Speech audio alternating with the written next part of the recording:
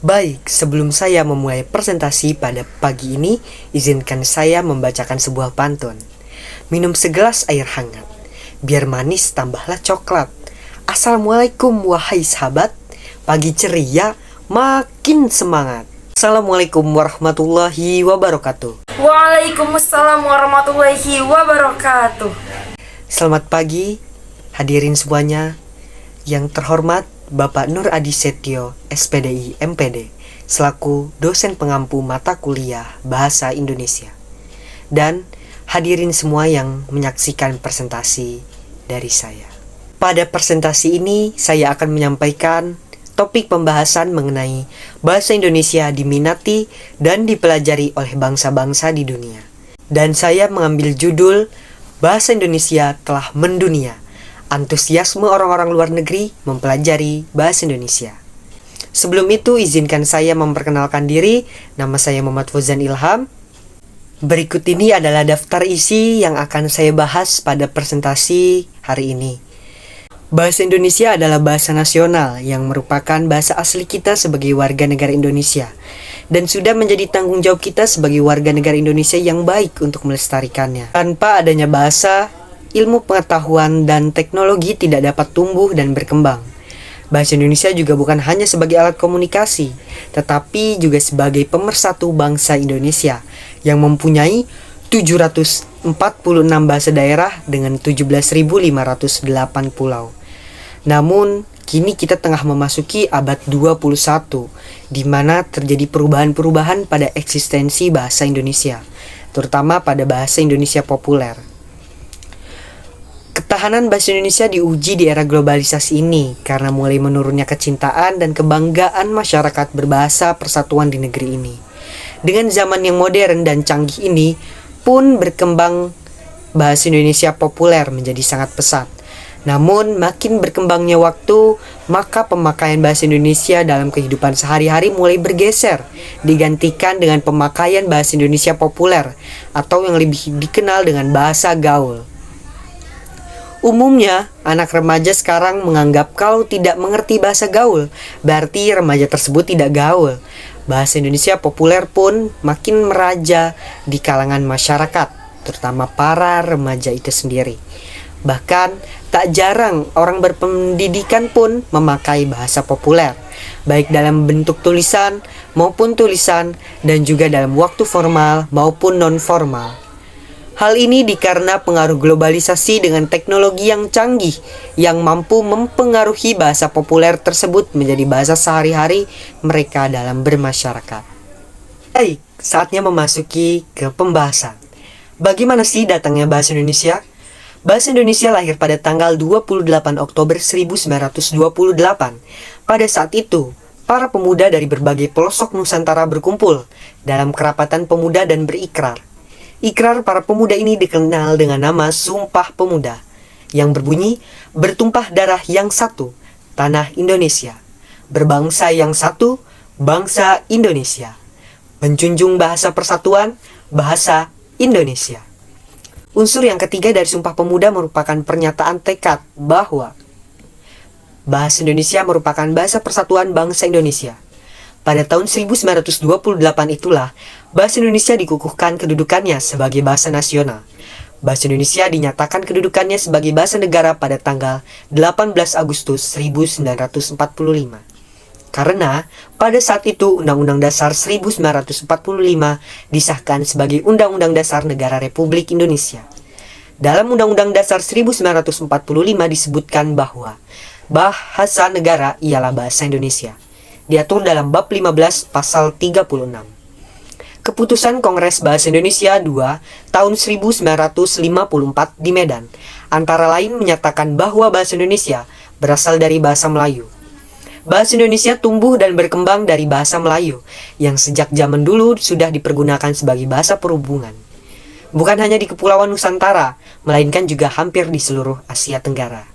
Kebangkitan nasional telah mendorong perkembangan bahasa Indonesia dengan pesat. Peranan kegiatan politik, perdagangan, persurat kabaran, dan majalah sangat besar dalam memodernkan bahasa Indonesia. Proklamasi Kemerdekaan Republik Indonesia 17 Agustus 1945 telah mengukuhkan kedudukan dan fungsi bahasa Indonesia secara konstitusional sebagai bahasa negara. Kini bahasa Indonesia dipakai oleh berbagai lapisan masyarakat Indonesia, baik di tingkat pusat maupun daerah. Negara-negara mana saja sih yang mempelajari bahasa Indonesia? Yang pertama di negara Australia. Ternyata bahasa Indonesia telah menjadi pelajaran wajib di sekolah-sekolah Australia. Salah satu sekolah yang mewajibkan pelajaran bahasa Indonesia adalah Burkman Anglican School di ibu kota Canberra dan University of Southern Queensland yang menduduki peringkat QS World 701. Yang kedua, ada Jepang. Beberapa universitas di Jepang juga telah membuka jurusan bahasa Indonesia seperti Kanda University of International Studies, Nihon University College of International Relations, dan Tokyo University of Foreign Studies. Selanjutnya ada Ukraina, Korea Selatan, Hawaii, Hongaria. Wah, bahasa Indonesia sepertinya bisa menjadi bahasa internasional karena banyak negara lain yang kini semakin berminat mempelajari bahasa Indonesia. Selain beberapa negara yang juga disebutkan tadi, masih banyak lagi negara-negara yang mempelajarinya. Selain itu, bahasa juga menjadi alat yang bisa digunakan untuk mengenalkan berbagai budaya Indonesia di kancah internasional. Tentu, kita sendiri sebagai warga Indonesia harus bangga menggunakan bahasa Indonesia yang baik dan benar. Apa sih alasan mereka mempelajari bahasa Indonesia? Yang pertama, warga negara asing memiliki tingkat keingintahuan yang tinggi terhadap budaya di Indonesia jika dibandingkan dengan warga negara Indonesia sendiri. Hal ini yang membuat mereka ingin belajar bahasa Indonesia agar nantinya mereka lebih mudah lagi dalam mempelajari budaya yang ada di Indonesia. Yang kedua, tak hanya budayanya saja, tetapi kuliner Indonesia yang kaya akan cita rasa dan rempah pun menjadi alasan warga negara asing untuk mempelajari bahasa Indonesia. Yang ketiga, banyaknya minat warga Indonesia untuk berlibur ke luar negeri, membuat warga yang tinggal di negara yang sering dikunjungi warga Indonesia, membuat mereka tertarik untuk belajar bahasa Indonesia yang bisa dimanfaatkan oleh mereka untuk menjadi pemandu wisata.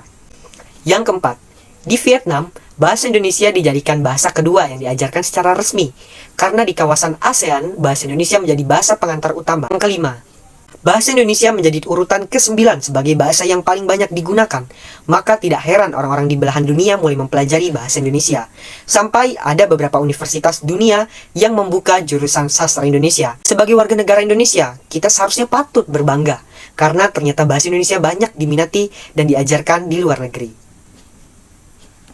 Bagaimana sih penyebab orang luar negeri suka bahasa Indonesia? Padahal banyak orang Indonesia yang tertarik dengan bahasa Inggris. Yang pertama, sarana komunikasi yang lebih baik. Yang kedua, peluang ekonomi. Yang ketiga, membentuk hubungan yang baru. Yang keempat, pelajari budaya Indonesia yang unik dan kompleks. Bagaimana sih peluang bahasa Indonesia menuju bahasa internasional? Dibandingkan bahasa lain, bahasa Indonesia mempunyai dua keunggulan, yaitu menggunakan aksara Latin dan tata bahasa yang sederhana. Penggunaan aksara Latin adalah keunggulan yang luar biasa karena sangat efisien. Dari segi pembelajaran bahasa, jika orang mampu menguasai bahasa Inggris, dia langsung dapat membaca tulisan bahasa Indonesia. Jika dibandingkan dengan bahasa lain yang mempunyai aksara seperti bahasa Arab atau Vietnam, akses terhadap bahasa Indonesia boleh dikatakan begitu cukup sulit. Selain itu, tata bahasa Indonesia terasa sangat mudah. Baik, terima kasih telah menyaksikan. Izinkan saya menyampaikan kesimpulan dan saran pada video presentasi ini. Saat ini upaya untuk menyebarkan bahasa Indonesia ke luar negeri terus dilakukan, walaupun relatif masih kurang jika dibandingkan dengan upaya untuk penguatan bahasa Indonesia di wilayah Indonesia. Akhir-akhir ini, pemerintah Indonesia dan perguruan tinggi di Indonesia lebih baik memperhatikan penyebaran bahasa Indonesia di luar negeri. Karena seiring dengan perkembangan ekonomi Indonesia, bahasa Indonesia mulai menjadi tren di luar negeri, termasuk Korea Selatan saat ini. Adapun sarannya yaitu hal yang dapat diperbaiki agar penutur asing dapat lebih mudah mempelajari bahasa Indonesia adalah perbaikan tata bahasa yang belum taat asas, khususnya pembentukan kata imbuhan dan kurangnya infrastruktur untuk belajar bahasa Indonesia, misalnya korpus, perangkat lunak yang mengoreksi tulisan, dan ujian kemahiran berbahasa Indonesia yang terjangkau di luar negeri. Baik, apakah ada yang ingin bertanya? Saya izin bertanya, bagaimana cara belajar yang tepat untuk orang asing dalam mempelajari bahasa Indonesia? Terima kasih atas pertanyaannya. Gaya belajar yang tepat untuk orang yang baru mempelajari bahasa Indonesia bisa dengan cara yang pertama, pelajari kosakata dan ungkapan sehari-hari. Yang kedua, membaca buku berbahasa Indonesia. Yang ketiga, menonton film atau mendengarkan musik Indonesia. Ya, halnya dengan bahasa asing lainnya, mempelajari bahasa baru memang tidaklah mudah. Perlu motivasi yang kuat dan konsistensi agar mampu menguasai bahasa Indonesia mendekati penutur aslinya. Berikut ini adalah daftar pusaka yang saya gunakan dalam mencari referensi untuk materi topik pembahasan ini. Kurang lebihnya mohon maaf. Wassalamualaikum warahmatullahi wabarakatuh. Terima kasih.